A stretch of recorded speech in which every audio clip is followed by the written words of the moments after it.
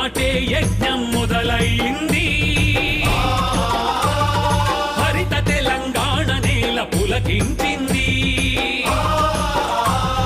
మొక్కలు నాటే యజ్ఞం మొదలైంది. హరిత తెలంగాణ నేల పులకించింది. ఆకుపచ్చ పొద్దు పొడిచి ఆకాశం మురిసేలా,